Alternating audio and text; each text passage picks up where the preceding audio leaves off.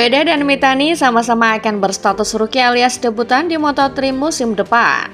Namun, Mithani sudah pernah menjalani 3 balapan di Moto3 pada 2025 sebagai pembalap pengganti. Mithani membela Riva Colt Snipers Team di GP Indonesia sebagai pengganti Nicola Fabio Quartararo yang cedera. Dalam GP Portugal dan Valencia, Mithani dipanggil Honda Team Asia untuk menggantikan Tatcha Konpuasri. Veda sendiri belum pernah balapan di Moto3 karena belum berusia 18 tahun. Namun, sesuai regulasi Grand Prix, Veda diizinkan menjalani debut Moto3 2026 karena jadi runner-up Red Bull Rookies Cup 2025 walau masih berusia 17 tahun. Veda menilai Mithani sudah punya pengalaman tampil di Moto3 dengan wildcard pada seri Valencia, Portugal, dan Mandalika. Jadi secara pengalaman Mithani lebih banyak darinya. Veda pun menganggap ini adalah kesempatannya untuk belajar dari rekan satu timnya. Di lain sisi, Veda juga tak mau mematok target muluk dalam musim debutnya. Meski ingin menyabet gelar Rookie of the Year, Veda merasa target utamanya adalah menambah jam terbang dan menggali pengalaman.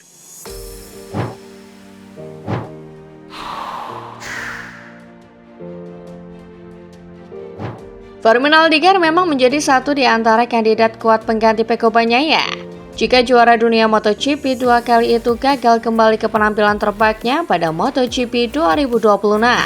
Semula kedatangan Marc Marquez ke garasi Ducati pabrikan membuat banyak kalangan berekspektasi adanya persaingan sengit dengan Pecco Bagnaia pada musim 2025.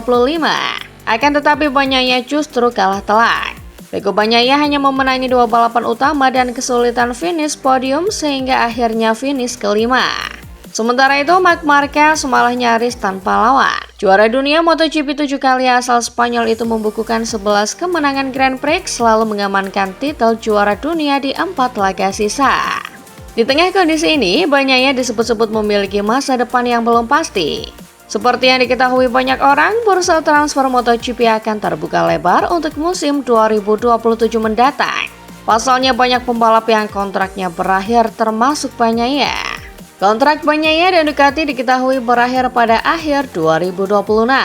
Beberapa rider seperti Fabio Quartararo, Alex Marquez, Pedro Acosta, dan Fermin Aldiger menjadi opsi pengganti. Nama terakhir paling potensial. Apalagi pembalap asal Murcia Spanyol berusia 20 tahun ini langsung terikat kontrak dengan pabrikan Ducati. Fermin Aldiger meraih hasil manis di MotoGP 2025 yang sekaligus menjadi musim debutnya. Tandem Alex Marquez itu finish posisi ke-8 dengan mengemas 214 poin. Perolehan angka itu membuatnya mendapat gelar Rookie of the Year. Menatap MotoGP 2026, Fermin Aldiger merasa Marc Marquez masih akan menjadi masalah bagi Pecco Bagnaia di garasi Ducati. Meski begitu, ia justru berharap Marc Marquez bisa menjadi tandemnya. Kehadiran Marc Marquez memang menjadi masalah tersendiri bagi Francesco Bagnaia di MotoGP 2025. Murid Valentino Rossi itu kehilangan performa terbaiknya dan hampir selalu kalah saing dari tandemnya tersebut. Terbukti di akhir MotoGP 2025, Bagnaia hanya finish kelima setelah sebelumnya finish di posisi 2 MotoGP 2024. Menatap masa depan, Aldiger memiliki peluang nyata untuk menjadi rekan setim Marquez pada 2027 karena dia mengantongi kontrak langsung dengan pabrikan.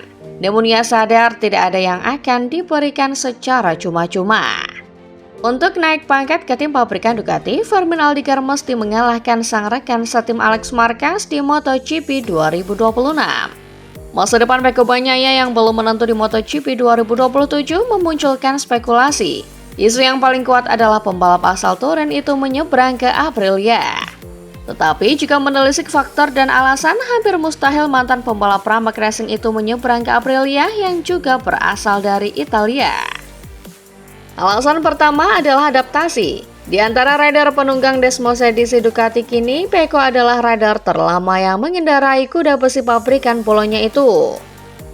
Masalahnya adalah Pecco tipikal rider perfeksionis. Perubahan GP24 ke GP25 sulit diikuti adaptasinya oleh Pecco. Sehingga untuk menyeberang ke Aprilia yang memiliki arah GP menjadi sesuatu yang kecil terjadi. Ada adaptasi ekstra bagi suami Domizia Castanini jika harus berpindah dari Desmosedici ke RHGP. Alasan kedua terletak kepada kesiapan motor. Tidak bisa dipungkiri, pabrikan Aprilia menunjukkan progres apik dalam mengejar ketertinggalan terhadap pengembangan pabrikan Ducati. Tetapi catatannya, tidak ada yang bisa menggaransi seperti apa development motor Aprilia untuk MotoGP 2027 yang mengalami perubahan aturan dari 1000 cc menjadi 850 cc. Alasan terakhir jika harus hengkang dari pabrikan Ducati, realistisnya Pecco Bagnaia menyeberang ke VR46 milik Valentino Rossi. Sama seperti Marco Bezzecchi, Luca Marini, dan Franco Morbidelli, Bagnaia adalah rider jebolan sekolah balap milik The Doctor.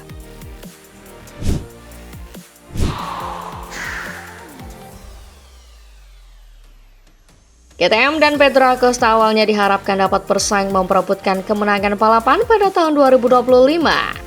Bahkan mungkin menjadi penantang gelar juara dunia menyusul penampilan debut sang pembalap Spanyol yang memukau pada tahun 2024. Namun kenyataannya Acosta baru bisa meraih podium pertamanya pada paruh kedua musim. Meskipun pembalap berusia 21 tahun itu mengakhiri tahun dengan performa yang lebih baik, ia tetap gagal meraih kemenangan perdananya. Motor KTM tahun 2025 mengalami kesulitan, terutama dalam hal tingkat keausan ban serta kelemahan di zona pengereman. Hal ini sempat membuat rasa frustasi Acosta terhadap motor tersebut memuncak di beberapa titik. Saat merefleksikan tahun balapnya, Acosta mengungkapkan bahwa pembaruan kecil pada paket motor setelah jeda musim panas tidak banyak meningkatkan performa RC16. Menurutnya, hasil yang lebih baik justru disebabkan oleh perubahan mentalitasnya sendiri. Ia menjelaskan di Valencia bahwa secara jujur motornya tidak mengalami banyak peningkatan karena tim tidak melakukan banyak perubahan. Meskipun komponen seperti fairing dan swing arm sedikit membantu, mereka masih melihat adanya masalah besar pada konsumsi ban. Hal ini membuat mereka sulit untuk kompetitif di awal balapan karena kurangnya daya cengkram atau grip. Oleh karena itu, sejak momen di mana ia mulai melupakan impian menjadi juara dan beralih fokus untuk mengeluarkan 100% kemampuan dari paket motor yang ada, hasilnya mulai terlihat. Terkadang ia bisa finish di 5 besar, kadang sedikit kesulitan, namun di lain waktu ia setidaknya mampu bertarung memperebutkan podium di balapan sprint. Acosta merasa bahwa pola pikirnya lah yang paling berkembang. Meskipun ia merasa lebih nyaman di atas motor, ia menegaskan bahwa secara mekanis tidak banyak perubahan yang terjadi, sehingga sulit untuk mengatakan bahwa motor itu sendiri mengalami peningkatan signifikan. Ia juga menyebutkan bahwa setelah menjalani operasi Ampam usai tes series, mereka menemukan beberapa hal berbeda, namun motornya tetap tidak jauh berbeda. Ia menambahkan bahwa paruh pertama musim adalah masa yang patut dilupakan karena mereka sangat kesulitan tanpa benar-benar memahami penyebabnya. Namun setelah menjernihkan pikiran, sedikit mengubah target dan menyadari perlunya mencari konsistensi untuk menjadi pembalap yang lebih baik, mereka akhirnya menemukan peningkatan performa.